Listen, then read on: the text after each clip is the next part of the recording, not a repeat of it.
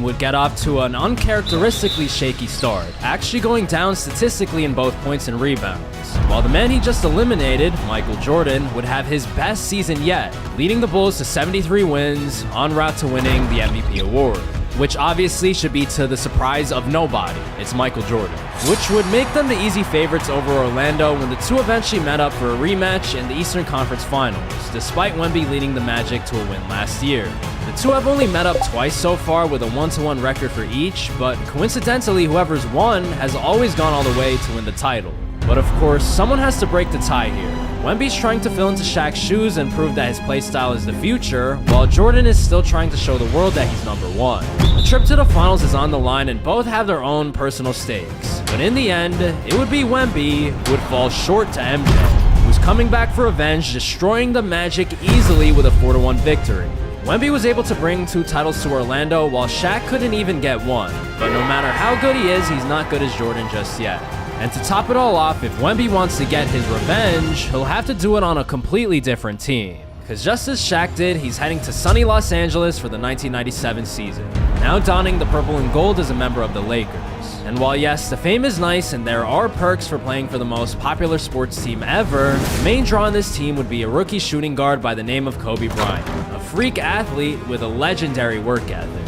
But while the success that he and Shaq had in real life is well documented, what people don't know is for Kobe's first 2 seasons, he'd have to come off the bench, which means Wemby would see the same fate as Shaq did in real life. He'd be good for highlight after highlight, but the Lakers as a team would be pretty unspectacular.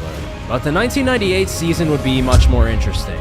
Unfortunately for him though, the spotlight wouldn't necessarily be on him alone, as this would be Jordan's last run with the Bulls, a team and player who's been the main roadblock in Wemby's journey.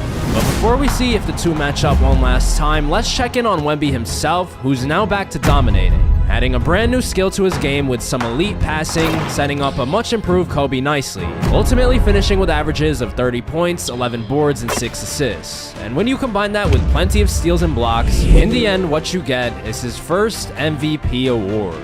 I would not be surprised if we saw him rattle off 3 or 4 MVPs by the time he's done. And while we're on the topic, Shaq only finished with 1 MVP during his career, meaning that Wemby's got plenty of time to pass him up there in the future.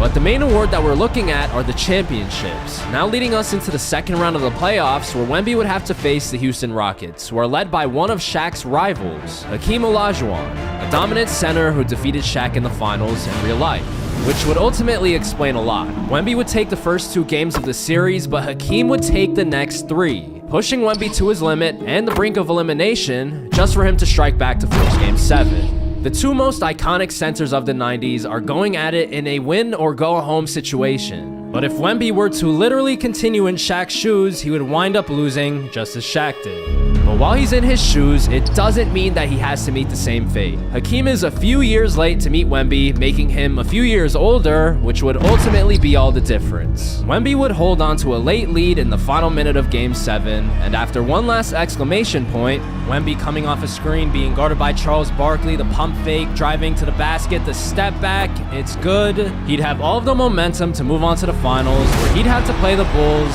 one last time.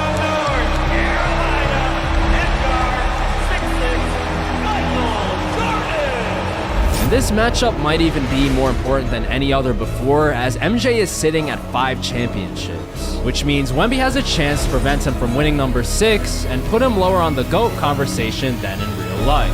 But with the face of the NBA on the other side, it wouldn't come easily at all, as Jordan would be constantly motivated by Wemby's comments about him earlier. It just felt, funny how I really don't care.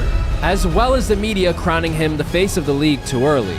So while the Lakers and the Bulls would split the first 2 games of the series, with both MJ and Wemby putting up elite performances, Jordan would take the next 2, now taking a 3-1 lead. To this point in NBA history, no player's ever come back from such a deficit in the finals, but with a player as good as Wemby, and the fact that they have Kobe, who's still not really in his prime but a good player anyway, the Lakers have a fighting chance, all depending on the performance of the league MVP. So with his back against the wall, he would take Game 5 to make it a 3-2 series. And now with a chance to force Game 6 on the road, with his legacy on the line, Wemby would go out and run out of gas. Chicago Bulls have won their 6th NBA championship. Wemby had his moments, but Jordan's winning his 6th championship in the end, and if Wemby doesn't one day surpass that number, there's no chance that he could enter the conversation for the greatest player of all time. But before he worries about MJ, he has to worry about Shaq.